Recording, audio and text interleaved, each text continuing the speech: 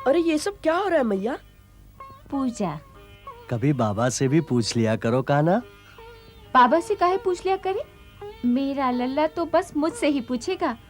और सुन लो जी ठीक से, मेरे लल्ला और मेरे बीच कभी मत आना, मैं कह देती हूँ। हाँ जा लल्ला, छीके पर से माखन उतार कर खा ले। पर पहले ये तो बतलाओ कि ये सब क्या हो रहा है?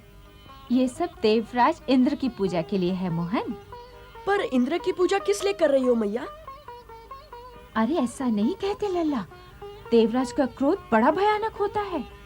मैया, हम भयानक की पूजा क्यों करें? क्रोध करना तो अच्छी बात नहीं है।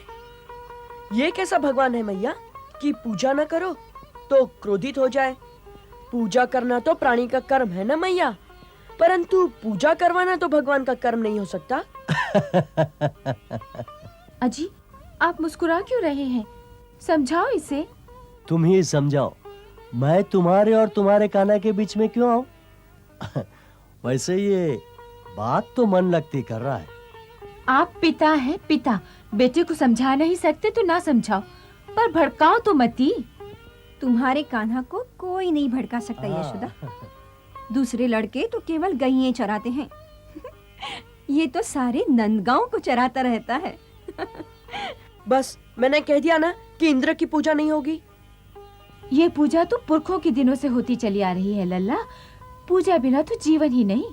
हाँ, जो पूजने योग्य हो उसी की पूजा करो मैया। और पूजने योग्य कौन है लल्ला?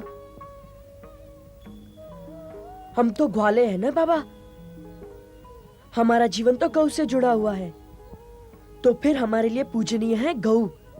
वो हमें पीने के लिए दूध और खाने के लिए माखन देती हैं, तो फिर गौ को पूजो मैया। और गौ का जीवन वनों के बिना संभव नहीं है। वन न होंगे तो गैया चरेंगी कहाँ? तो उन वनों की पूजा करो मैया। जो वन न होंगे तो गैया भी न होंगी। और यमुना की पूजा करो, जो हमारे वृक्षों को अपना अमृत पिलाती है।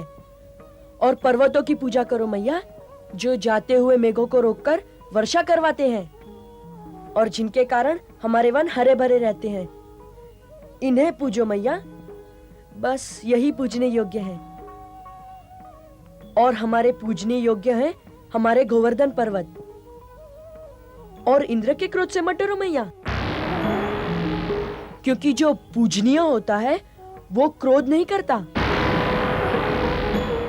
जैसे तुम मेरे लिए पूजनीय हो और कभी क्रोध नहीं करती। ऐसा मत बोल लल्ला, उनका क्रोध गाज गिराएगा। उनके हाथ में वज्र होता है, उनसे डरो लल्ला। मैं तो नहीं डरता मैया।